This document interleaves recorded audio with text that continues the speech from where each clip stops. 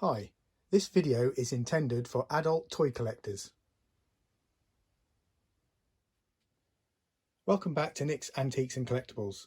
Today I thought we'd take a look at the UK Action Force G.I.Joe Killer W.H.A.L.E hovercraft. And this is one that I restored myself. And I was really pleased with the way this turned out.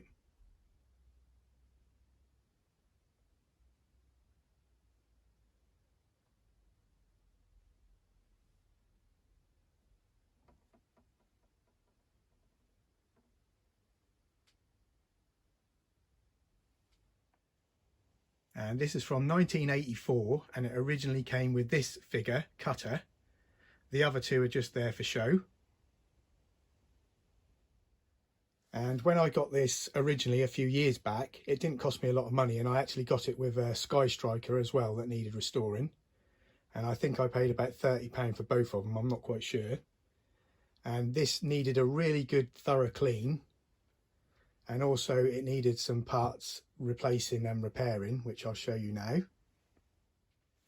And the first thing I had to replace was one of the little struts that hold the Rocketbox into place.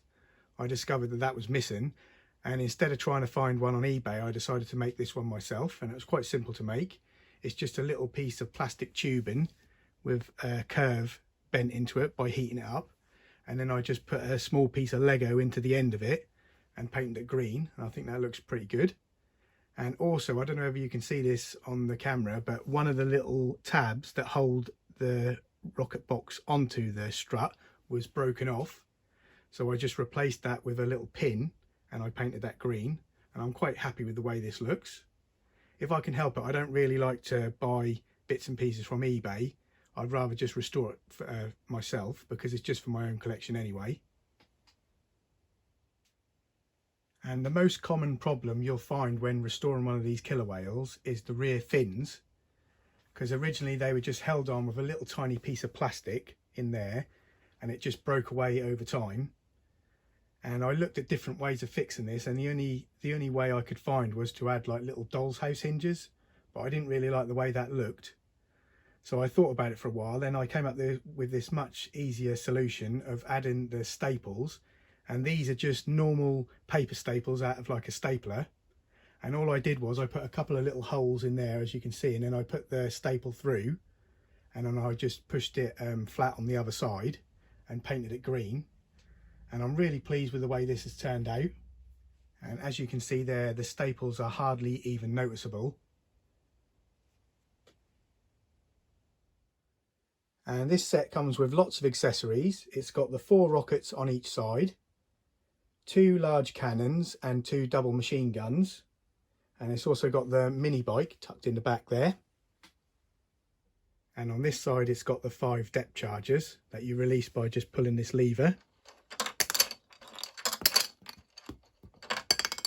which is a cool little feature.